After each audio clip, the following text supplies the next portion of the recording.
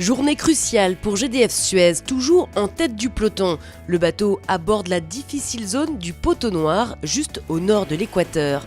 À bord, les skippers sont très sollicités et pour tenir le choc, il faut bien s'alimenter. Mais au fait, qu'est-ce qu'ils mangent nos marins ? Lyophilisé à tous les repas. Donc lyophilisé salé, on va en prendre un par jour.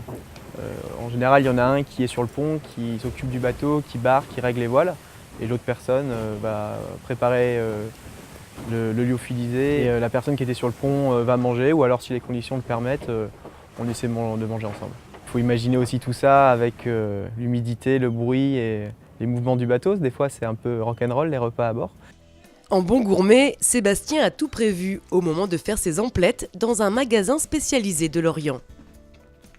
Ils versent de l'eau bouillante à l'intérieur du sachet, ils remuent, ils attendent 10 minutes et ils mangent un coq au vin ou un bœuf carotte ou un petit déjeuner ou des desserts. Donc il y a environ 500 recettes là, parmi lesquelles ils choisissent pour leur menu pour toute la transat. Voilà à quoi ça ressemble un lyophilisé.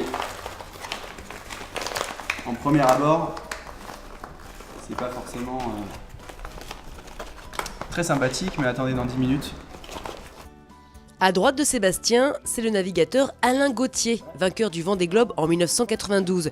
Le skipper est venu donner 2 ou 3 conseils culinaires pour une longue course réussie. Mais j'ai essayé de varier les plaisirs, notamment avec des pâtes. Ce qu'il faut, c'est vraiment être rigoureux pour la nourriture, parce que là, vraiment, si on loupe un repas, on le sentira pas le moment même, bien sûr, mais le lendemain, voire le surlendemain, il y aura des coups de mou parce que ça s'accumule, etc.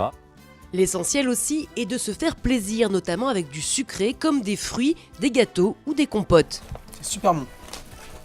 Ça, c'est des choses dont je raffole un petit peu au quotidien. Et puis j'ai une règle, je ne sais pas si elle est bonne ou pas, mais j'essaie de prendre le moins de choses possible qui me rappellent trop la terre, et parce que les choses bonnes et les choses qui changent un petit peu, le problème c'est chouette qu'on en a, et on est déçu quand on n'en a plus.